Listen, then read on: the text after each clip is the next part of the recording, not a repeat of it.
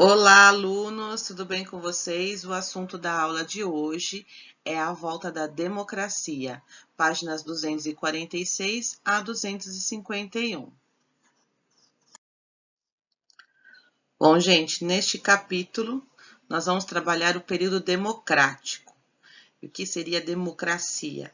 Nós vamos falar um pouquinho sobre isso na aula de hoje. Democracia significa poder do povo.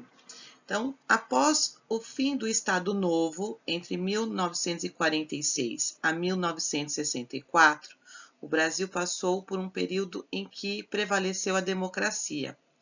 Nessa época em que foi construída a cidade de Brasília para ser a nova capital federal do nosso país, passou por diversas transformações políticas, culturais e sociais. Então, é a respeito disso que vamos ver neste capítulo. Observem esta imagem, eu mostrei para vocês na última aula, perguntei já que construção está sendo retratada aí. E vocês já tinham me respondido, né? Que é o Congresso Nacional. Olha como ele é hoje. É uma construção muito bonita, um projeto de Oscar Niemeyer. Então, vamos seguir, vamos ver um pouquinho mais sobre o que é democracia, como é que funciona esse sistema de governo.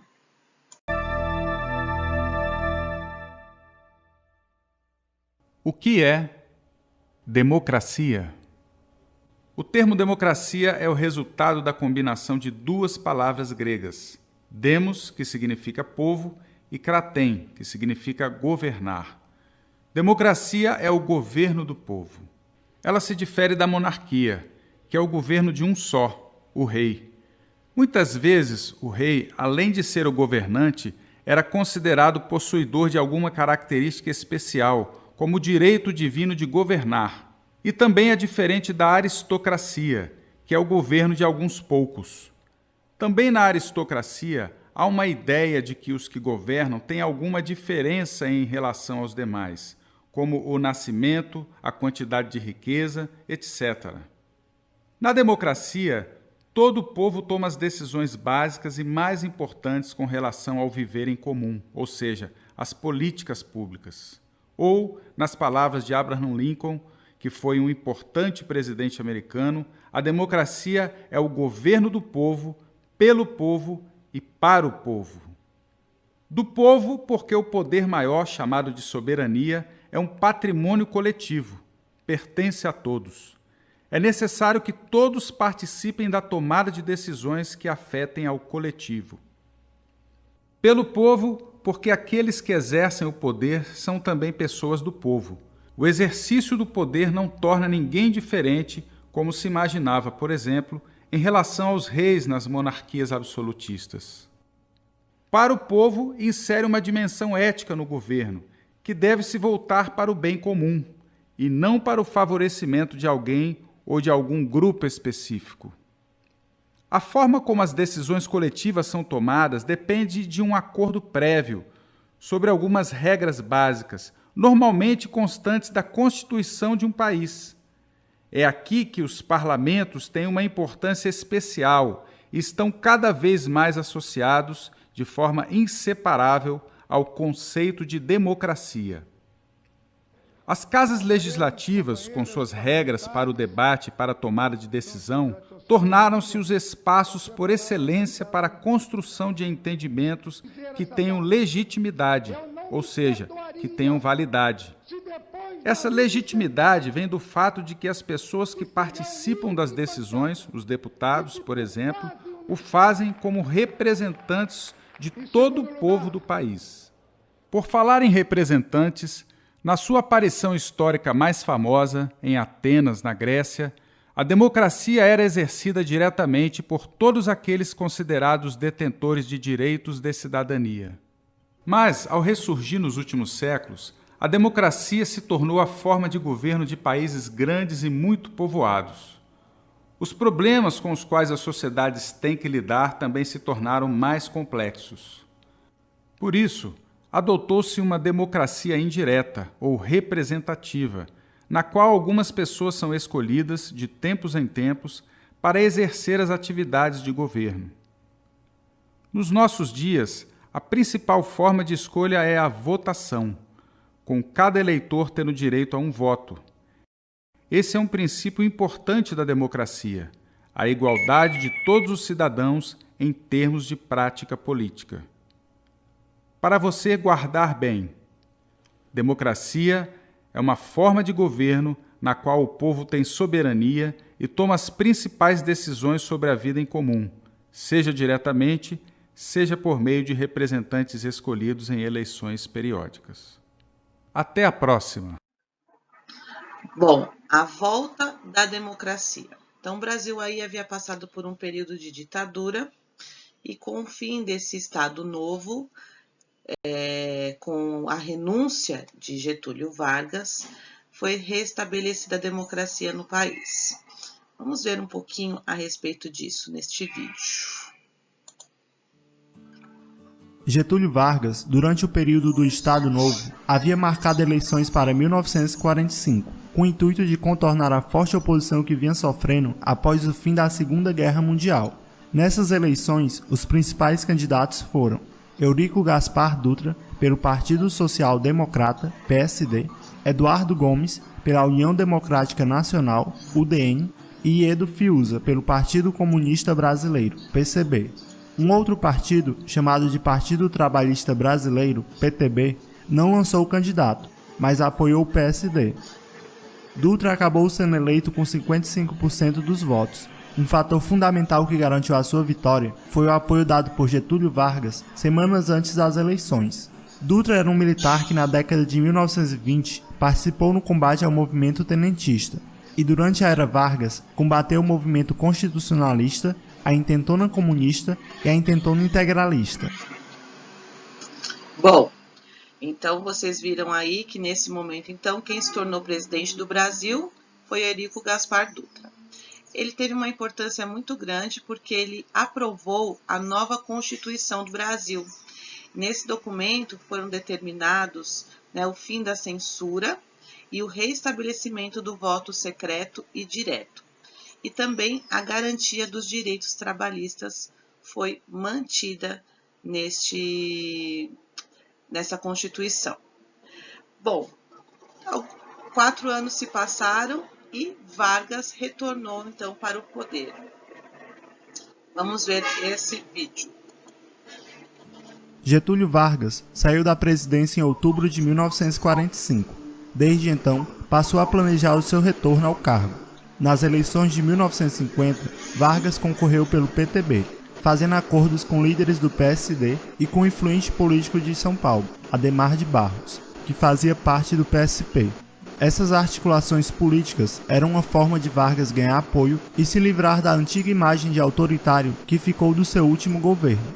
Na campanha eleitoral, Vargas tentou trazer de volta a sua imagem de pai dos pobres. Com isso, ele visava conseguir os votos principalmente da classe trabalhadora, defendendo a industrialização e a ampliação de políticas trabalhistas. A música da campanha eleitoral de Vargas ficou bastante conhecida na época. Em um dos seus trechos dizia: "Bota o retrato do velho outra vez, bota no mesmo lugar. O sorriso do velhinho faz a gente trabalhar." Os principais concorrentes de Vargas nas eleições foram Eduardo Gomes, da UDN, e Cristiano Machado, do PSD. Vargas foi eleito com cerca de 48% dos votos, o que fez a UDN contestar a vitória, pois Vargas não havia recebido a maioria absoluta dos votos, que seria mais de 50%. Porém, nada ocorreu, pois a Constituição não exigia isso. Bom, então, mais uma vez polêmicas, né? Então, nesse segundo período do governo do Getúlio Vargas, ele adotou medidas de incentivo para a industrialização do país. Então, diversas empresas que ainda funcionavam nos dias atuais foram criadas nessa época, como é o caso da Petrobras e do Banco Nacional do Desenvolvimento, que é o BNDES. A oposição, porém, dificultava as iniciativas de Vargas, fazendo pressão para que ele renunciasse mais uma vez. Sem condições de governar e recusando-se a renunciar novamente, o presidente cometeu suicídio. Sua morte causou grande comoção nacional. Bom, então, após esse ocorrido, o Brasil agora vai passar por novos tempos, os tempos de JK. Vamos ver um pouquinho neste vídeo.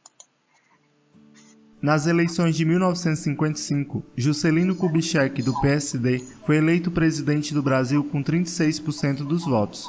Outros candidatos foram Juarez Távora, da UDN, que ficou com 30% dos votos, e Adhemar de Barros, do PSP, ficando com 26% dos votos. Como vice-presidente, foi eleito João Goulart, do PTB. A aliança feita entre o PSD e o PTB garantiu estabilidade política durante o governo de Juscelino, enquanto que o ministro da Guerra, o Marechal Henrique Teixeira Lott, exerceu um importante papel pacificador, contribuindo para a harmonia do cenário político e para a manutenção da legalidade constitucional. Juscelino foi eleito com um discurso em que prometia realizar 50 anos de desenvolvimento em apenas 5 anos. Esse desenvolvimento seria realizado por meio do Plano de Metas, que era sua política econômica, sendo dividida em 5 setores: indústria de base, energia, transporte, alimentação e educação.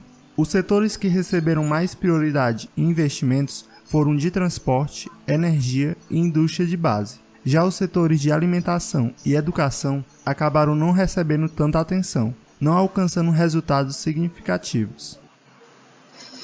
Bom, sempre a nossa prioridade, né, prioridade do povo aí, que é a alimentação e educação, ficando em último plano. Conforme dizia JK, o seu governo tinha a intenção de fazer o Brasil crescer 50 anos em 5. Assim, ele resolveu dar continuidade à industrialização do país, emprestando inclusive dinheiro de outros países. Nessa época, os investimentos de maior destaque foram nos setores da indústria, de transporte e de produção de energia, como a gente viu aí nesta animação. JK também pôs em prática os planos da construção da nova capital do Brasil.